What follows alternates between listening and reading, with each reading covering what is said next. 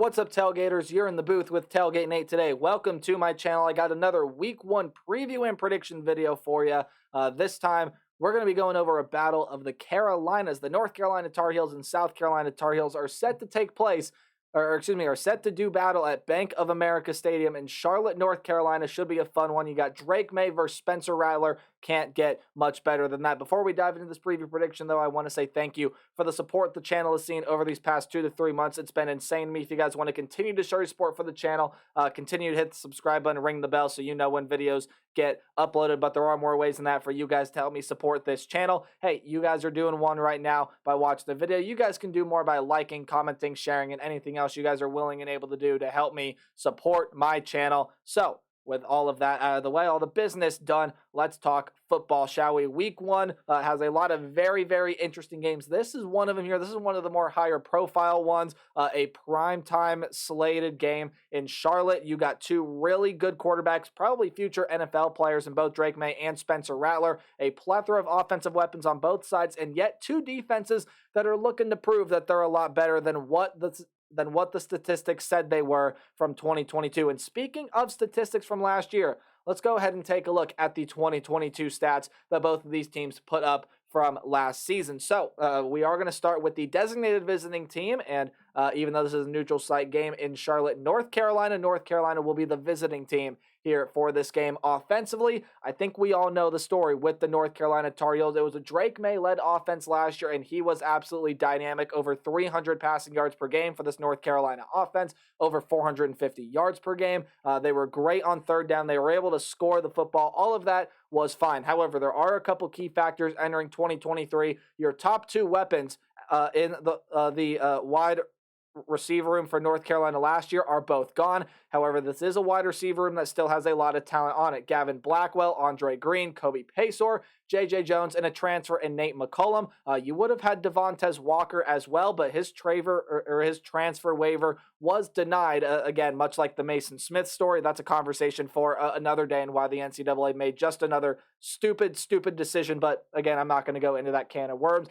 But you do have those 2 wide receivers that you're going to have some guys step up and play some bigger minutes, and you need to do a better job of protecting Drake May. The offensive line allowed almost 3 sacks per game last year.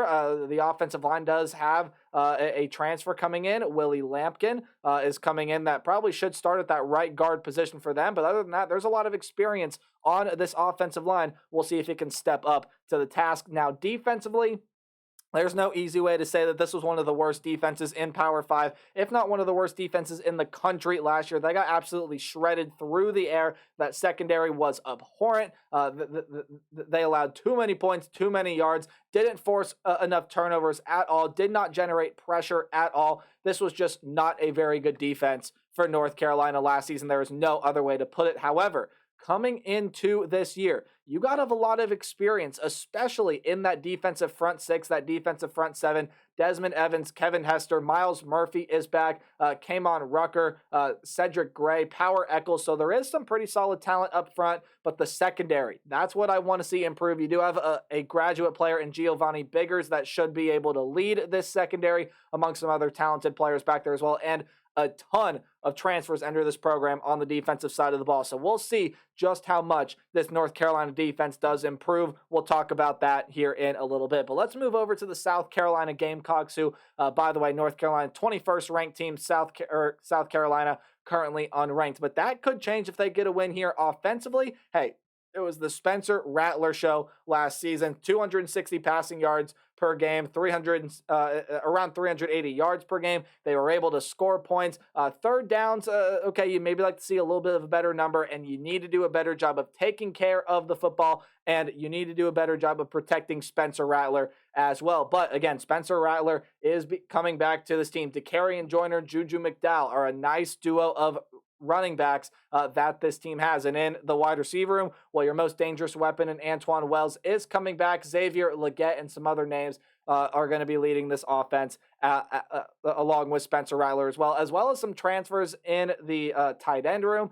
Trey Knox, the most notable one of those, should see significant playing time for a South Carolina offense that, hey, does definitely lose a couple weapons, Jaheim Bell being one of them. We talked about him in the video earlier today because he is at Florida State and will play some really big minutes for the Seminoles this year. But this South Carolina offense should still be dynamic, should still be ready to go. Spencer Rattler, again, maybe not to his full potential consistently, but we've seen what he can do when he plays at his best. He's an NFL caliber quarterback, no doubt. Now, defensively, while it wasn't as bad as North Carolina's defense was last season, there definitely is a lot to improve upon, especially that ground defense, that run defense. They got shredded for almost 200 yards per game on the ground last year, allowed almost 30 points per game last year, allowed defenses to pretty much do whatever they wanted on third down, yet they did force quite a bit of turnovers and did a half-decent job of getting pressure to the quarterback. So again, much like this North Carolina defense, there is a lot to improve upon. Maybe not as much to improve upon as a North Carolina defense, but there is a lot that they are going to have to improve. And, well, you got a lot of solid players coming back on this defensive unit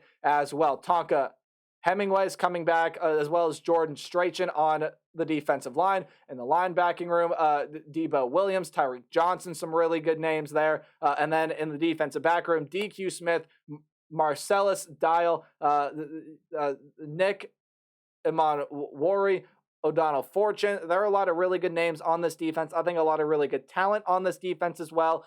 And again, much like North Carolina, while there aren't as many transfers or high-profile freshmen coming in, there are quite a few freshmen coming in, I should say, should take a step up this season as well. So definitely keep an eye on the defenses here, as now we take a look at kind of your what to watch for, or maybe kind of your keys to the game, as you will say. So again, we'll go back to the visiting team. We'll start with the North Carolina Tar Heels, again, the 21st ranked team in the country. The offensive line, man, it has got to give May time to work. Again, it's an offensive line that allowed 40 sacks last year, and with some of the experience and some of the guys that South Carolina has up front, the offensive line is really going to have to hold its own. It's really going to have to play a sound, solid football game because South Carolina, while again, the pass rush may not have been super dynamic last year, I believe it is going to get better, and we'll talk more about that here in a little bit with South Carolina. But the offensive line has got to give Drake May time to work and be able to find those wide receivers down the field. May will make a couple plays by himself anyway. He'll have a couple Heisman moment plays, but the offensive line is going to have to consistently give him some time. And even with the top two weapons gone, I said this earlier, so I'm not going to touch too much on it, but the wide receiver room will still be devastating. I mentioned a lot of names back when I had talked about their offense here for North Carolina, and a lot of those names are going to play some really big minutes for this North Carolina team, but the focus is on the defense. The defense, while it has a lot to prove, should at the very least be very slightly better. I don't see this North Carolina defense being as bad as it was last year. Now, with that being said, could it still be pretty bad? Yeah, it definitely still could be, but I see the silver lining. I see room for this North Carolina defense to grow, and I do believe that it will see some slight improvement this season. Now, let's talk about South Carolina. The plan here is simple. Keep the ball in the hands of Spencer Rattler and this Gamecock offense. Why?